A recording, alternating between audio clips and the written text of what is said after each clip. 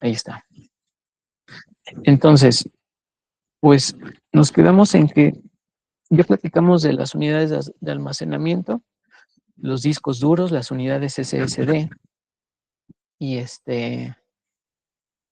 y vamos a terminar el tema de las unidades de almacenamiento. Ya vimos también la vez pasada, estuvo cortita la clase, platicamos de los arreglos redundantes de discos, de HDD, o sea, de discos de platos, y también les decía, de repente puede que nos encontremos algún sistema RAID con unidades de estado sólido, que es un poquito más raro de ver.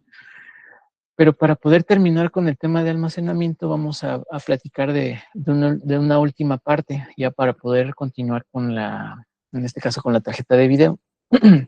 Entonces, dentro de las unidades de almacenamiento, bueno, recordar un poquito, platicábamos que de forma lógica, los discos de platos, los HDD, las unidades de disco duro, pues se dividen en pistas, ¿sí? En sectores. Y bueno, cuando se guardan archivos, lo ideal es que se guarden en clusters, o sea, sectores de disco continuos. Entonces, teníamos ahí la división de lógica del disco, ¿no? Aquí está. Entonces, esto que parece así como rebanada de pastel, decíamos que era el sector geométrico, la intersección entre la pista, que es lo que está ahí como que entre rojito y naranja, la letra A, es la pista. Entonces, la intersección entre la pista y el sector geométrico, pues son los sectores de disco. Entonces, sectores de disco continuos se convierten en un clúster. Entonces, pues así es más o menos la división lógica de un disco duro, de un disco de platos. Entonces, eh, pues va a existir un sector geométrico, o mejor dicho, un sector de disco que va a ser el sector de disco inicial. Ahorita vemos por qué es importante hablar de ese sector de disco inicial. En nuestras unidades de almacenamiento, ya sean internas o externas, deben de tener cierto formato, un formato que se llama sistema de archivos o tabla de archivos. No sé si ustedes han precisamente formateado unidades USB o discos duros. Entonces, dependiendo de las opciones que nos dé el sistema operativo, pues nos puede decir, pues esta unidad, pues la puedes formatear, por ejemplo, en una tabla de archivos FAT32, que era lo que se usaba antes entre Windows 98 y hacia atrás. Entonces, ya después de XP, pues ya se convirtió en tabla de archivos NTFS. Entonces, pues, ¿para qué me sirve? Bueno, y ya ni hablar de la tabla de archivos de Linux, que se usa la EXT. Entonces, ¿para qué me sirve una tabla de archivos, un sistema de archivos? Pues es para que el sistema operativo precisamente reconozca la capacidad de almacenamiento de nuestras unidades de disco conectadas a la computadora, ya sean unidades de platos o unidades de estado sólido. Entonces, digamos que ahí el sistema operativo va a reconocer la densidad de ese disco, la capacidad, vas a ver qué cantidad de archivos puede almacenar y obviamente cuál es el límite de esas unidades de almacenamiento. Entonces, digamos que es para que reconozca el sistema operativo la unidad de disco y, repito, se puedan almacenar archivos, no nada más los archivos necesarios del sistema operativo para su arranque, sino también programas que nosotros instalemos, archivos que nosotros generemos o descarguemos de Internet. Entonces, todo eso requiere de cierto orden. Uh-huh. Y ese orden lo va a dar la tabla de archivos o el sistema de archivos. Entonces, pues ya les digo, tenemos ahí el FAT32, el NTFS, el XT para Linux. Entonces, eh, aparte de tener ese formato, o sea, esas características con las cuales debe contar esa unidad de almacenamiento para que el sistema operativo reconozca su densidad, su capacidad, pueda guardar archivos y demás. Hay ciertos elementos muy importantes para un sistema de archivos. Entonces, podríamos decir que en el caso de un disco duro, antes de instalar el sistema operativo, tenemos que formatearlo. Normalmente cuando instalamos el sistema operativo, el SO, sea la distribución que sea, pues nos dice eso, ¿no? Tenemos que primero formatear con esa tabla de archivos para que se guarden correctamente todos los programas que requiere el sistema operativo para su funcionamiento, los programas básicos. Entonces, pero les digo, hay ciertas partes en las que se divide el sistema de archivos. Aparte de la tabla de archivos, NTFS, FAT32XT, eh, existe un sector inicial. Ese sector inicial, que obviamente tiene que ver con el sector de los que platicábamos acá, la intersección entre el sector geométrico y la pista, que es el sector de disco, imagínense que es como que el sector inicial. Es el sector donde tiene que guardarse ciertos datos para que pueda arrancar el sistema operativo. Cuando platicamos por ejemplo, en el caso de las computadoras de la escuela, ahorita ya no recuerdo si están de esa manera, pero antes tenían un sistema de arranque, porque estaba instalado Windows y Linux, una versión de Linux, creo que era el Linux Mint. Entonces, tenían un gestor de arranque. Entonces, desde ese gestor de arranque, que a final de cuentas es un menú, que te da la opción de elegir, a ver, yo quiero arrancar desde tal sistema operativo, ¿sí? Entonces, ese menú de buteo, de arranque, pues ese normalmente parte de sus archivos están almacenados en este registro de arranque. O sea, aquí es importante saber cómo enciende la computadora. Y eso lo vamos a platicar cuando veamos el tema de la BIOS. Entonces, encendemos la computadora y el BIOS empieza a trabajar. Entonces, el BIOS nos va a ayudar, acuérdense, BIOS es el sistema básico de entrada y salida. Entonces, el BIOS nos va a identificar cuánta RAM tenemos instalada, cuántas unidades de almacenamiento, su capacidad. O sea, hace todo un pase de lista del hardware que está instalado en la computadora. O bueno, en el caso de las computadoras portátiles, pues igual, todo el hardware que está instalado previo. Entonces, ya que hace ese pase de lista, o sea, dice, todos los componentes ya están trabajando, memoria, disco, obviamente procesador y tarjeta de video o video integrado, pues dice, ahora sí, vamos al sector de arranque y vamos a darle la pauta a que empiece a trabajar el sistema operativo. Entonces se va hacia ese sector cero y pues ya empiezan a cargar los archivos básicos del sistema operativo para que empiece ahí a cargarnos la interfaz gráfica y demás. Entonces les digo, si en dado caso de que nuestra computadora tuviera más de un sistema operativo, pues ahí entran los menús de arranque, los llamados groups, G-R-U-P, group. Entonces, igual tienen distintos nombres, ¿no? Dependiendo del menú que instalemos. Entonces, estos menús van a estar precisamente, les decía, en ese sector de arranque y ya nos van a permitir decidir entre qué sistema operativo vamos a arrancar y ahora sí, dependiendo del que elijamos, pues ya se empiezan a cargar los archivos del sistema operativo que se haya elegido, Windows o Linux, ¿no? Entonces, es muy importante este sector inicial porque si se llega a dañar, tenemos que repararlo. Alguna vez me pasó con una computadora personal, y como yo tenía un menú instalado, tenía Linux, tenía una distribución de Linux y tenía Windows. Creo que en aquel entonces era Windows Vista, imagínense. Entonces, se me dañó y no ni siquiera cargaba el menú. Me decía ahí, se cargaba la ventana en consola y me decía, error de sector inicial.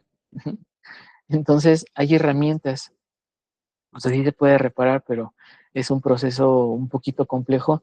Hay herramientas que te permiten arrancar desde, podríamos decirlo, modo seguro o modo consola y reparar ese sector de arranque. Pero en ese caso, me recuerdo vagamente que la aplicación, el programa, tuve que arrancar la computadora desde una memoria USB donde estaba instalada esta aplicación, cargaba todo desde consola, o sea, no era interfaz gráfica. Entonces me decía ahí que tenía yo que reparar el sector de arranque y también recuperar ciertos datos para que se recuperara la tabla de archivos de los sistemas operativos que tenía instalado.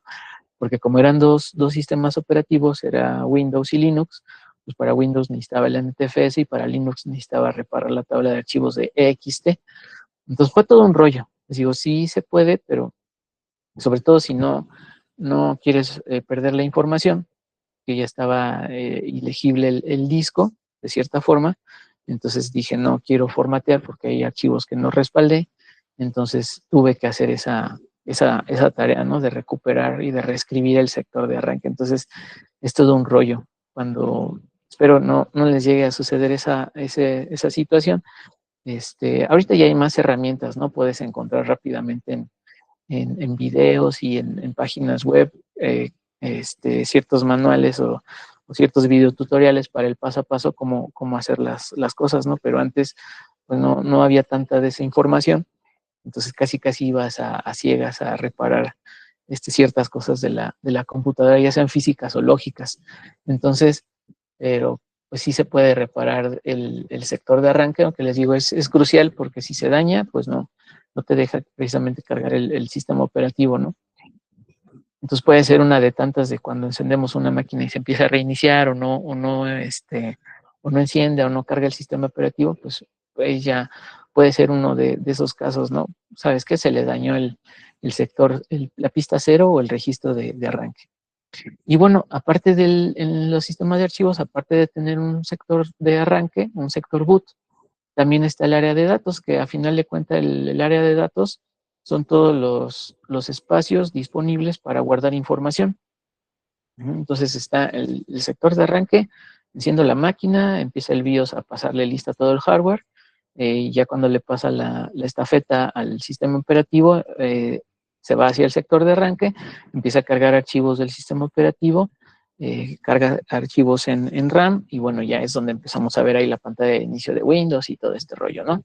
Entonces, una vez que ya está cargado el sistema operativo, pues debe de saber el sistema operativo cuánto espacio disponible tengo en mi disco, ya sea un HDD o una unidad de estado sólido. Entonces, esa parte que no están ocupando los archivos esenciales del sistema operativo, pues es la parte libre o los sectores libres de los discos para que yo pueda guardar información, todos mis archivos ya sea que yo genere o que yo descargue de internet. Entonces, sector de arranque y el área de datos es donde puedo guardar toda mi información. Y toda esa área de datos pues se divide en lo que ya platicamos en clases anteriores, en los sectores de geométricos, en las pistas y en los sectores de disco, ¿no? Y ya sectores de disco continuos pues se convierten en clusters. Esto ya lo habíamos visto en clases anteriores. Entonces, pues este era el tema que quería que platicáramos para poder concluir con las unidades de almacenamiento. Obviamente el sistema de archivos no lo tiene por defecto cuando tú te compras una unidad de estado sólido para ponérselo a tu computadora de escritorio o portátil. Obviamente esto no lo tiene. Esto se genera una vez que le instalas un sistema operativo a un disco, ¿no? Si te compras un disco de respaldo, pues lo único que hay que hacer es precisamente no generarle un sector de arranque. Más bien lo que se hace es repartir el área de datos.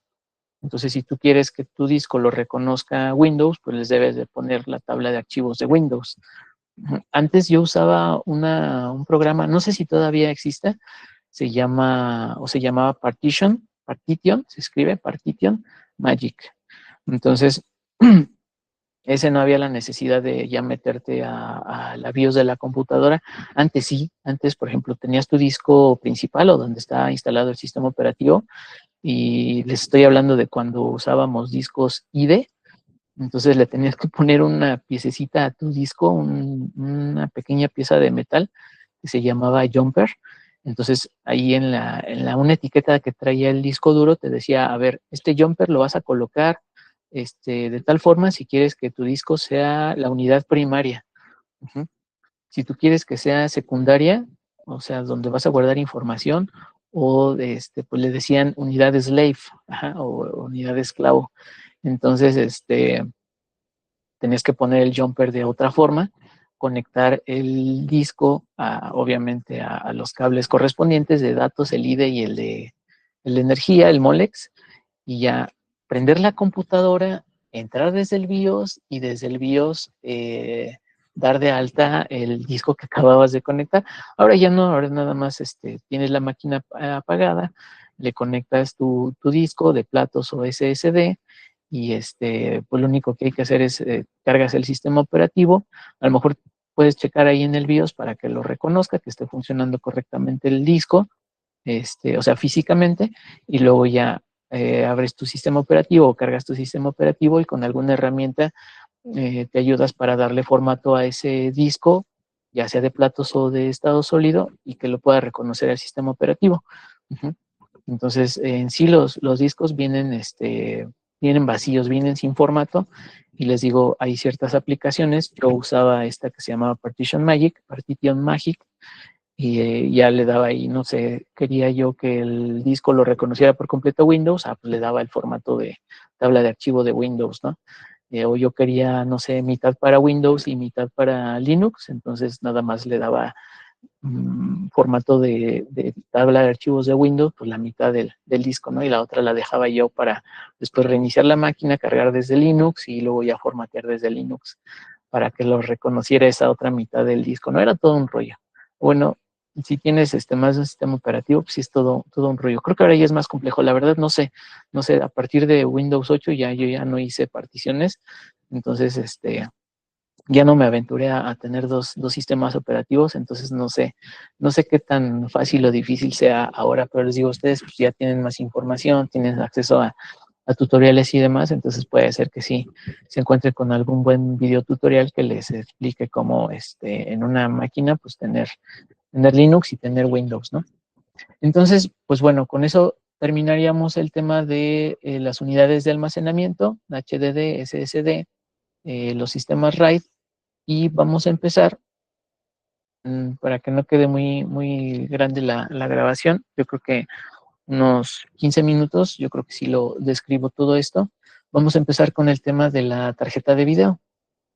Entonces, eh, dejando a un lado, o bueno, después platicamos de las tarjetas de video integradas. Digamos que esto es para las tarjetas de video dedicadas. Como pueden ver ahí, no he actualizado la información, todavía hay modelos viejitos, pero bueno, los elementos básicos de la tarjeta de video tiene su propio sistema básico de entrada y salida. La tarjeta de video tiene su propia memoria. Bueno, cuando estamos hablando de una tarjeta de video dedicada, la mayoría de los casos tiene su propia memoria, memoria RAM o VRAM, memoria de video. Tiene un bus, y obviamente tiene un procesador gráfico. Entonces, por eso en algunas, bueno, recuerdo cuando yo me ponía a leer ahí revistas de hardware, decían que una tarjeta de video pues casi es una computadora. Entonces, después de eso empezó todo este rollo del boom de la minería de monedas virtuales con las tarjetas de video. O sea, empezaron a hacer muchas cosas, ¿no? A partir de todo ese rollo que empezaron a desarrollarse las tarjetas de video en cuanto a estos tres componentes básicos: memoria, bus y su propio GPU. Y bueno, empezaron a ver que se podían usar para otras cosas, no nada más para, por ejemplo, hacer renders o poder jugar, instalarle una tarjeta de video a tu computadora y poder jugar videojuegos a buena resolución. Entonces, pues el sistema básico de entrada y salida de la tarjeta de video, pues precisamente reconoce todo esto, ¿no? Reconoce qué procesador gráfico tiene, qué cantidad de memoria dedicada tiene, VRAM, y el bus por el cual se conecta con la computadora, que al final de cuentas la interfaz del bus, pues ahora ya hablamos de los PCI Express. Antes, fíjense, el conector de la tarjeta de video podía ser AGP, podía ser PCI, y luego ya cambió al PCI Express. Nada más para que se den una idea, recuerdo que aquí tengo una imagen de una motherboard anda por acá. Y no sé si se alcanza a ver aquí, de hecho marqué en naranja, está el PCI. No recuerdo si era con control más para... Ahí está, ¿no? Entonces, este que se ve aquí color naranja es el PCI. Vean aquí cómo está la pestañita. Es más o menos como la pestaña que les platicaba cuando hablábamos de los módulos de RAM. Aquí están los módulos de RAM. Y bueno, dependiendo de la versión de DR3, de DR4, de DR5, pues es el lugar donde está la pestaña, ¿no? Donde tiene que coincidir. Acuérdense que al final de cuentas la computadora es un Lego caro, ¿no? Entonces, aquí está el conector PCI, vean dónde está la pestaña y vean cómo está, este es el PCI Express, este color azul, y vean que está de forma distinta. Entonces, normalmente las tarjetas de video dedicadas pues vienen con un PCI Express que le llaman 16X o X16, que sería este tamaño completo. Este de aquí es un seguro. Aquí está otra imagen, por ejemplo, aquí están en naranja los PCI Express, bueno, encerrados en naranja, pero son de color ahí como que azul cielo.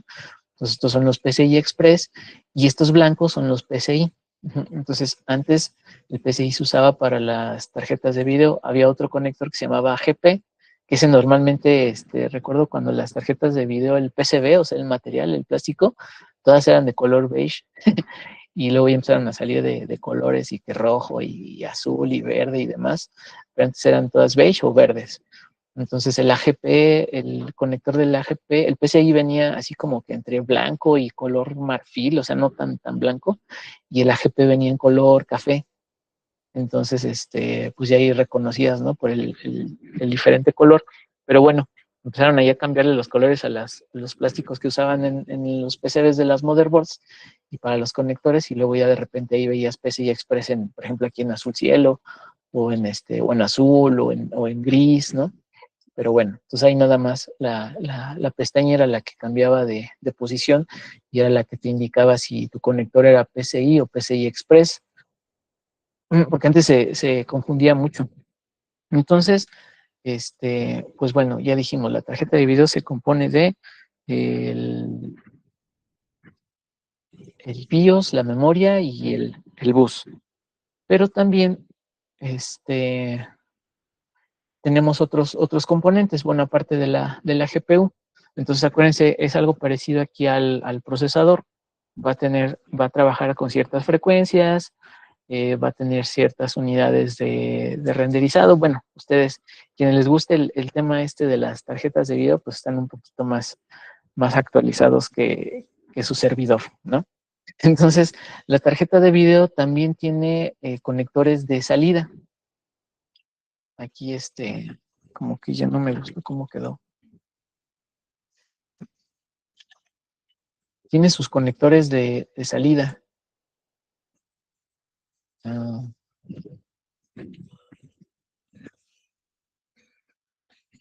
no sé por qué quedó ahí, por estarle moviendo ahí al zoom. A ver. 90. Ahí está. Entonces, vamos a ver rápidamente las salidas de la tarjeta de video. Este conector, el VGA o el sub de 15 pines, pues ya está en desuso. Se usaba anteriormente en monitores de tubo de rayos catódico o CRT, tubo de rayos catódico, o los primeros LCD, o LCDs de primeras generaciones. Entonces, por ejemplo, este es el que uso para conectar ahí mi laptop al proyector. Hay proyectores todavía que tienen conectores VGA, normalmente está en color azul. Se le llama sub de 15 porque tiene 15 pines, 15 patitas, en este caso 15 entradas, y pues bueno, nos servía ahí para conectar un monitor a la computadora o un proyector.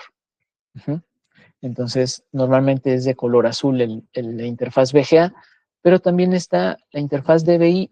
De esta he visto muy poquitos, o bueno, llegué a ver muy poquitos monitores que tuvieran DVI. Esto, aquí ya estamos hablando de una diferencia en cuanto a podríamos decir, la tecnología del conector. Por ejemplo, con el VGA, por decirles algo, en el VGA nada más se transmite video, pero por ejemplo ya con el HDMI puedes transmitir video y audio, ¿no? Entonces, son frecuencias de trabajo distintas, ¿sí? Entonces, aquí empezó, digamos que las interfaces multimedia. Entonces, ahí el nombre lo dice, ¿no? Interfaz visual, pero digital. Uh-huh. ¿Qué sucedió aquí? Empezaron a mejorarse las resoluciones. Recuerdo vagamente de mi último monitor CRT, soportaba hasta 1280 por 960, algo así de resolución. Y ya después empezaron a salir algunos monitores DVI, algunos monitores todavía traían conector VGA y DVI, o sea, tú le podías poner un cable de VGA o DVI, funcionaba, obviamente que también tu tarjeta de video tuviera este conector, por ejemplo el DVI, no había tanto problema. Y luego ya, cuando pasamos al HDMI, pues ya fue un cambio radical de conector, les digo, y de tecnología, ¿no? Aumentaron las resoluciones, lo que les decía que aparte de transmitir audio, video, perdón, también se puede transmitir audio. Entonces aquí empezó la era de la alta definición, del Full HD. Entonces ahora hablamos del 4K y de no sé cuántas K. Entonces, hay tarjetas de video, por ejemplo acá, hay tarjetas de video que inclusive salieron con los 3 conectores. Como que todavía existían algunos monitores VGA o todavía algunos teníamos tecnología VGA. Ya estaba también por ahí el conector DVI. Y pues bueno, en aquel entonces les hablo de unos que serán 15 años. Pues empezaba ya a surgir el HDMI en las computadoras y ya había tarjetas de video que tenían los 3 conectores para tener esa compatibilidad. Como pueden ver, esta es una tarjeta de video sencilla, entre comillas, y tiene precisamente el conector PCI Express, ya mensaje P, y esta pestañita, pues algunas de ellas servían para puentear las tarjetas de video, pero de eso vamos a platicar después. Entonces, internamente la tarjeta de video pues también se compone de un PCB donde van soldados capacitores, donde van soldados chips de memoria, pero les digo, en este caso es memoria VRAM, la llamada Graphic DDR o GDDR. Entonces, en algunas características, o sea, si llegamos a ver especificaciones de una tarjeta de video, pues puede ser que nos describa el fabricante como VRAM, o RAM de video de la tarjeta valga la redundancia, de la tarjeta de video de la GPU. Y en otros tantos, pues nos ponen la descripción como una GDDR. Es tecnología basada en la memoria RAM del equipo, o sea, en los DDRs, en los módulos SIM, pues sí, o SODIMM también. Acuérdense, SODIMM son los módulos para las computadoras de portátiles, que son un poquito más cortos, SODIMM, y los DIMM pues son los módulos normales que vemos para los equipos de cómputo de escritorio. Entonces, pues sí, de cierta forma la GDDR ocupa tecnología pues de la RAM DDR, pero pues aquí ya trabajan a frecuencias mayores, ¿no? Y su nombre lo dice, es específico para gráficos, GDDR. Entonces, pues todos esos elementos están ahí soldados al PCB o al plástico, a la placa de la tarjeta de video. Entonces, por ejemplo, acá es una tarjeta de video un poquito más compleja y vemos ahí, por ejemplo, las conexiones de video, las salidas de video. Tengo mi conector PCI Express, que está aquí marcado en rojo.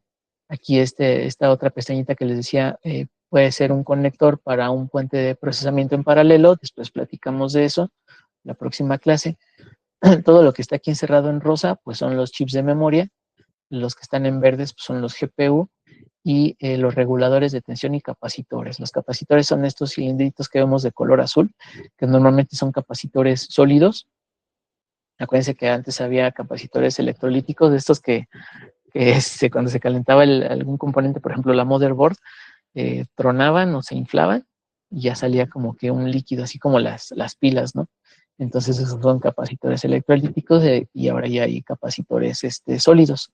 Y los reguladores de tensión son estos pequeños cuadritos, que al final de cuentas lo que pasa es que con estos reguladores de tensión, acuérdense, los capacitores son como pilas, guardan cargas. Entonces, la tarjeta de video se alimenta no nada más del conector PCI Express, puede ser que tengan conectores externos. Por ejemplo, aquí donde se ve la marca de la página de donde saqué la imagen, aquí están los conectores extras de alimentación. Entonces hay un cable de alimentación, precisamente en especificaciones de fuentes de poder, te dicen, esta fuente de poder trae sus cables PCI Express. Ajá.